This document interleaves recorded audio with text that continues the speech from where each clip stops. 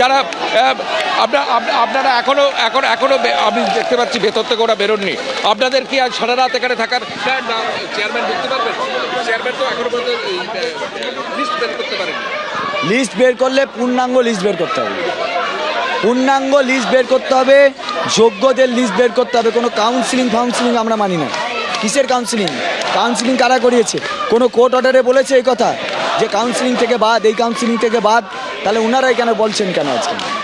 Commission যেটা বারবার বলার চেষ্টা করছিল যে আইনজ্ঞের পরামর্শ নেওয়া হচ্ছে, কিন্তু আইনজ্ঞের পরামর্শ নিয়ে কমিশন যেটা 13 জন যারা আজকে গেছেন প্রতিনিধি তাদের মারফত বাইরে খবর এসছে যে প্রথম 3 দফায় যাদের কাউন্সিলিং হয়েছে তারাই একমাত্র বৈধ, বাকি 4 থেকে বাকি দফায় যাদের কাউন্সিলিং হয়েছে একটা বড় অংশ শিক্ষক এখানে যারা আছেন ভিড় করে যারা প্রতিবাদ করছেন তাদের একটা বড় অংশ শিক্ষক তারা 4র্থ থেকে 5ম 6ষ্ঠ কাউন্সিলিংয়ে তারা পার্টিসিপেট করেছেন এবং চাকরি পেয়েছেন।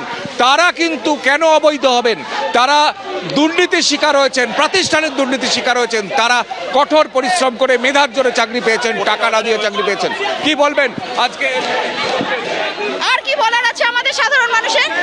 আর কিছু বলার নেই আমাদের, আর সাধারণ মানুষের কিছু বলার নেই স্যার। 6 বছর পর ওনাদের স্মৃতি ফিরে এসছে যে থার্ড কাউন্সিলিং এর পর সবাই অবৈধ। মানে 6.5 বছর পর, মানে 6.5 বছর আগে মনে ছিল না ভুল করে রিক্রুটমেন্ট করে দিয়েছে। থার্ড কাউন্সিলিং এ প্রচুর টেন্টেড ক্যান্ডিডেট রয়েছে। তাদেরকে কি করে আনটেন্টেড বললেও তাদেরকে যোগ্য কি করে বলা হলো? আমরা তো যেচে যাইনি ওনাদের কাছে। তাদের সিবিআই লিস্টে নাম আছে, অ্যাজ এ টেন্টেড নাম আছে ফার্স্ট, সেকেন্ড এবং থার্ড কাউন্সিলিং এ। আমরা কি গেছি ওনাদের কাছে? আমাদের লিস্টে নাম বেরিয়েছে, আমরা গেছি। আপনি একা দাঁড়িয়ে আছেন, কি বলবেন? আর বলার ভাষা পাচ্ছি না, এরা এত অমানবিক। হ্যাঁ, আমরা আমাদেরকে এইভাবে রাস্তায় লড়াই করতে হচ্ছে যেখানে আমরা ছাত্রদেরকে পড়াবো, আমরা একজন টিচার হয়ে আমরা ভবিষ্যৎ গড়ব। আজ আমাদের ভবিষ্যৎকে অন্ধকার করে দিচ্ছে। আমাদের ফ্যামিলিগুলোকে কে দেখবে আমাদেরকে? এইভাবে ওরা লিস্ট তাড়াতাড়ি পাবলিশ করুক। প্রতিটা কাউন্সিলিং থেকে যোগ্য আছে, অযোগ্য আছে, যাই হোক ওরা পাবলিশ করুক।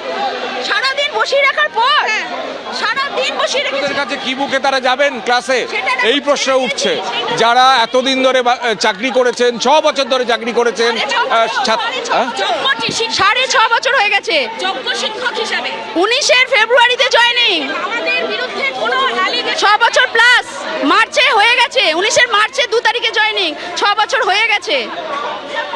তারপরে মনে পড়ছে অর্থাৎ তারা প্রশ্ন তুলছেন, তারা মেধার জোরে চাকরি পেয়েছেন, প্রাতিষ্ঠানিক দুর্নীতির তারা শিকার হয়েছেন, তারপরে কেন